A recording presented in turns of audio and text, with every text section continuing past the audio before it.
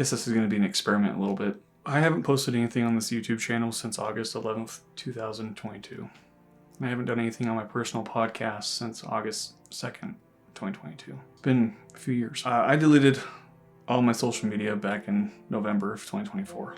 I deleted every single thing except for YouTube and Letterboxd. Some of you might be asking, well, why would you delete your social media? Really what it boils down to is just I felt so disconnected from myself. And just to give context, I was on social media since 9th grade, 2009. So 14, 15 years ago, literally. I've been on social media for half my life. And on top of that, I got burned out doing content creation stuff. I got burned out doing the podcast, trying to stay engaged, trying to get the metrics to matter. And when you start focusing more on that stuff, it just feels very inauthentic. Kind of lose sight of why you wanted to step foot into the video realm, like for me, or in the podcast realm. And it became solely more about engagement than it did about the content that one I was putting out there, and two, the content I was also consuming.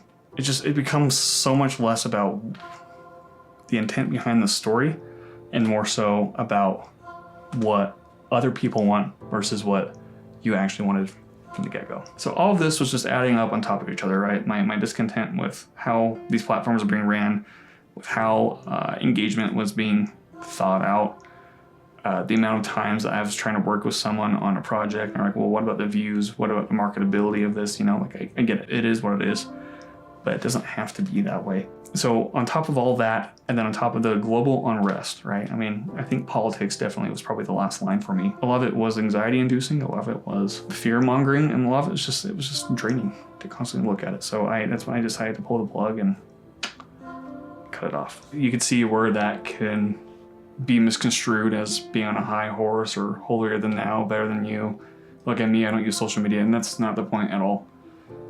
At all. I would advocate for people to take a break from social media, log out, delete the apps off your phone, and just see how habitual we've become with our cell phones. I think we can all attest to how addictive that doom scrolling is on YouTube Shorts or TikTok or Instagram, the Reels or whatever. I was still finding myself clicking in the spots where Facebook or Instagram would be. I had to remove YouTube off my home screen just because TikTok got replaced with Reels and Reels got replaced with YouTube Shorts. I challenge anyone to do that for a month just to see if there's any changes in your life. Instead of having that be a thing, I decided to focus more on disengaging from it and then really seeing if there was a push internally, like something within me that would connect to something else. I wanted to reconnect with myself in a way that I have not connected with myself for 15 years. And I think it's a very personal experience. It's a personal journey, and I think I think there was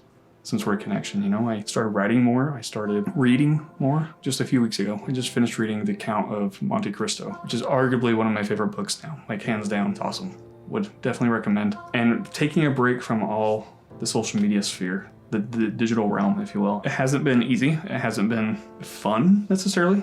What I realized is that I have been putting off something for so long, and it was acknowledging the sense of mental health. And I hadn't really paid much attention to the status of my mental health until actually recently, probably in the last few months. I was kind of probably more in a mental rut than I have ever been. It's just doing the self-work now with that. What a lot of this gave me the opportunity to do is to also realize what made me want to get into videos in the first place, right? What made me want to become a writer? What was my initial push for all that? And what it comes down to is just this passion. It was just this unspoken passion that I can't explain, that no one else can really explain. And it's pursuing that. It's going into it with zero expectations, right? So I think far too often, we as people, myself included, use our brains and our egos, if you will, with our voices more than we actually use our hearts. Our voices is the middle ground. It's the middle between the two. I do think the two can work together. I don't believe in ego death. I don't believe in any of that. I'm a firm believer that the ego is a beneficial thing. It's to keep balance. Every time that you live with intent or you do something with actual intent, it speaks volumes, right? So I'm under the impression that intent always comes from here. So with this vlog, for example, I didn't want to do this initially. This just came to me as a shower thought, and I was talking to myself in the shower, and I was just like, I don't what would I do with this vlog? You know, like why is this coming to me out of nowhere? All my film stuff is put away. I haven't really bought any equipment. I've decluttered stuff, you know, like why do I want to put everything back out and set it up just for something I'm not sure if I actually want to do. Then I realized it was because I'd be talking about the intention behind the video. I'll be honest with you, my original intention when I was brainstorming it was more or less like, well, who's gonna see this video? Who's gonna see this vlog? Especially since I deleted all my social media. How's that gonna play out? You know, like, is this gonna organically grow? And the thought that came to mind was one simple sentence. And I think it's a sentence that I absolutely love, and it's one that we can actually apply to everything. Especially when you are trying to actually purposefully make something from here rather than here. And what came to mind was this. It doesn't fucking matter. If you want to create something, you create something. You cannot worry about the views. You cannot worry about who reads it, who sees it, who listens to it. You can't worry about any of that. Because the second you start worrying about that, you are living up here, and that is no longer living here. It's not to say that this doesn't serve a purpose. It absolutely serves a purpose, right? But when you're just relying solely on the what ifs, you're no longer living in the present, and you're no longer living with the original intention that you had. When someone wants to put out content and try to chase after trends that have gone viral on Facebook, TikTok, Instagram, whatever else is out there, my question to you would be, well, what's your intention behind this? Why? Right? And there's no right answers. There's no wrong answers either. Just like, what is your intention? And I think if we ask ourselves more and more, well, what's my intention behind this? It's going to force us to be more and more in the present rather than living in the past and the future, right? The past is always going to be 3 news stories behind what's actually going on, right? And they're going to keep recycling it. It's just how the media as a whole works. Whereas the future, everything's going to be, well, what if so-and-so bombs so-and-so? What if this country does this to this other country? What if this insane orange man says he's going to do this and ends up doing it? What are we going to do? It's always what if, past and future, and it's never in the present, right?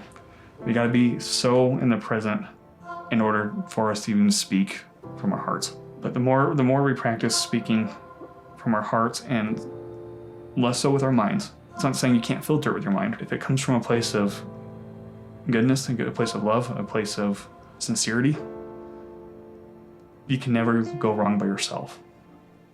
And you can never be wrong to yourself. Because it's who you are. We think we know who we are, but we really don't. We still don't know. I don't know who I am. I'm still trying to figure that out. 30 years in the making, and I'm still figuring out who the fuck I am. So I guess before I officially end this, I just want to end this on one more little sentence.